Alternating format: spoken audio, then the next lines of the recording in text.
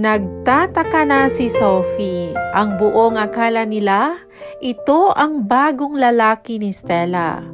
Pero sa inaakto ng lalaki ay mukhang personal bodyguard lamang ito ng babae. Unang tingin pa lang ay alam na agad ng manager na maling tao ang nahusgahan ng kanyang staff.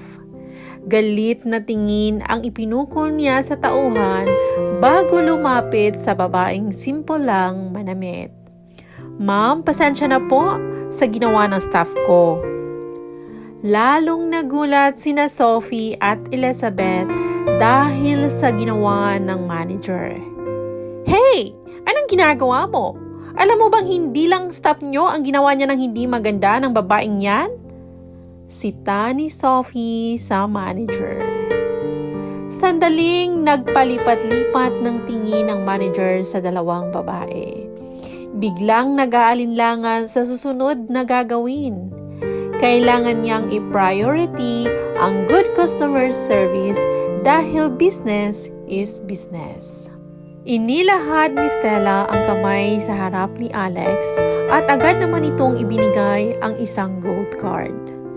"Pwede mong panoorin ang kuha sa surveillance camera upang malaman mo kung sinong totoong may kasalanan dito." "Ha? Ang yabang mo talaga.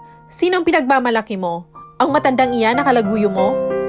Nang iinsultong tanong ni Elizabeth kay Stella. Umangat ang isang sulok ng labi ni Stella at napailing. Kung ganon ay si Alex pala ang tinutukoy noon ni Charles na bago niyang lalaki. Hindi niya naisip noon na may makakita sa kanila at pag-isipan ng masama.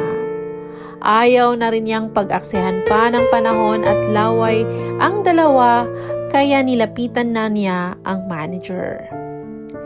Napamulat ang manager nang makita ang inabot sa kanya na card ng babaeng simple lamang kung manamit.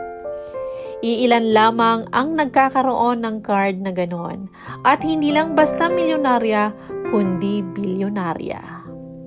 Bilang manager ng ganitong butik ay alam niya ang mga identity ng mga taong may hawak ng iba't ibang card na ginagamit sa pagbayad.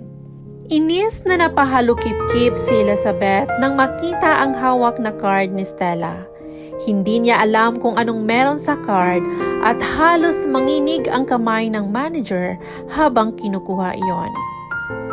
"Pakibalot ng gown at ibigay sa kasama ko." Tinuro ni Stella ang mamahaling gown na nagustuhan. Tarantang tumango ang manager bago binalingan ang sales lady. "Ano pang tinutunganga mo riyan? Hindi mo ba narinig ang sinabi ni Madam?" Singhal nito sa babae na natutulala na. Namutla ang sales lady at hindi akalaing may kakayahang bumili ng ganong damit ang babaeng inalipusta kanina. Ang mga nanood ay hanggang napatitig kay Stella at ang simpatya ay nasa dalaga na ngayon. "Miss, wait! Kaya ko rin bilhin ang dress na yan."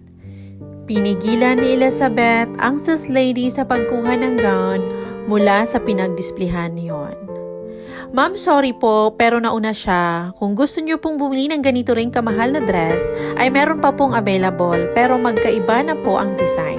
Magalang na pakipag-usap ng manager. "No! Ayoko ng iba at yan ang gusto ko." Pagmamatigas ni Elizabeth. Napangisi si Stella at ayaw talagang magpasapaw sa kanya ni Elizabeth.